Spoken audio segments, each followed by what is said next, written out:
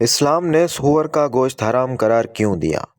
سلطان صلاح الدین ایوبی کے زمانے میں ایک یہودی عورت تھی جو اسلام پر ریسرچ کر رہی تھی۔ اس نے اسلام کے بارے میں بہت کچھ سیکھا، بہت کچھ پڑھا۔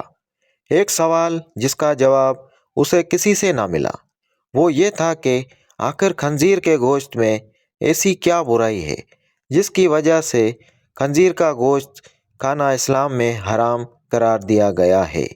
صرف یہی ایک بات تھی جو اسے اسلام قبول کرنے سے روک رہی تھی۔ اپنے اس سوال کا جواب حاصل کرنے کے لیے وہ سلطان صلاح الدین ایوبی کے دربار پہنچ گئی اور عرض کیا، سلطان معظم، میں نے اسلام کے بارے میں بہت کچھ پڑھا ہے اور بہت کچھ سیکھا ہے، حتیٰ کہ میں اس جگہ پر آ کھڑی ہوئی ہوں کہ اسلام قبول کر لوں، لیکن ایک بات ہے جو مجھے اسلام قبول کرنے سے روک رہی ہے، اور وہ بات یہ ہے کہ اسلام خنزیر کا گوشت کھانے سے کیوں منع کرتا ہے۔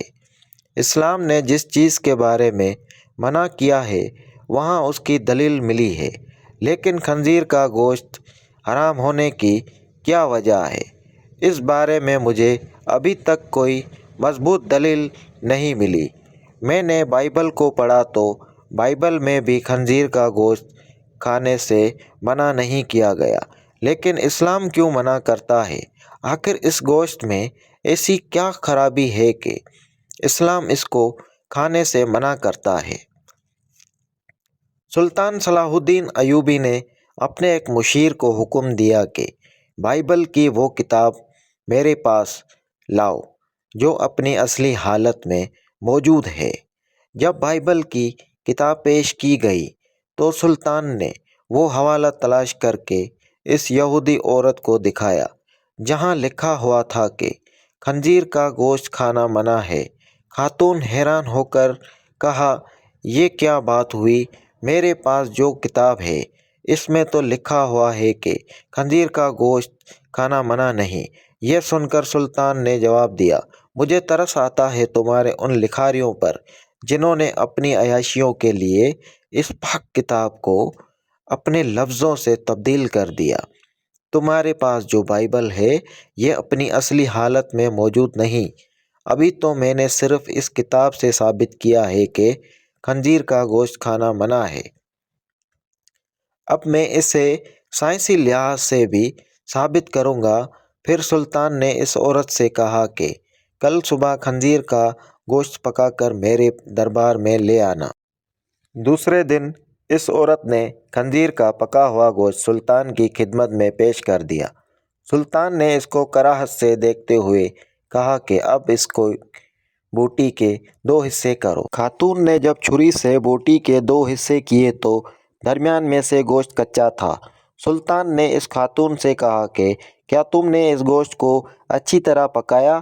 نہیں تو وہ کہنے لگی، نہیں سلطان معظم، میں نے تو اس کو بہت اچھی طرح سے پکایا ہے۔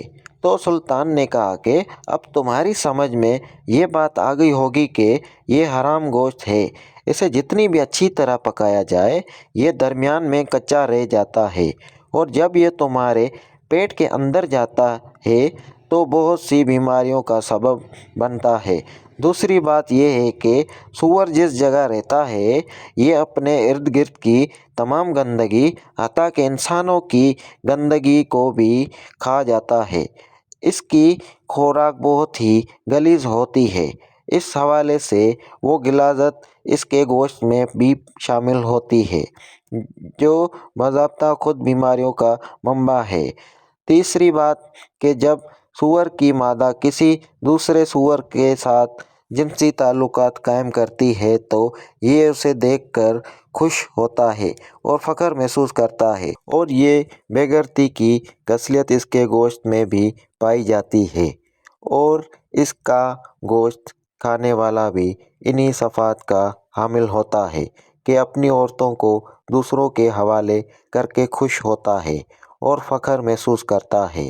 یہ واحد جانور ہے جس میں اتنی غلاظت اور بے شرمی بھری ہوئی ہے۔ جب آپ اسی جانور کا گوشت کھائیں گے جس کی بنیاد غلاظت سے بھری ہوئی ہے تو وہ آپ کو کیا فائدہ دے گا؟ یہ بات سن کر وہ یہودی عورت سلطان صلاح الدین ایوبی کے سامنے جھک گئی اور کہا کہ سلطان معظم، اب آپ ہی مجھے کلمہ پڑھائیں۔ سلطان صلاح الدین ایوبی نے اس عورت کو کلمہ پڑھایا اور تمام دربار اللہ اکبر کے بلند نعروں سے گونج اٹھا۔ سبحان اللہ!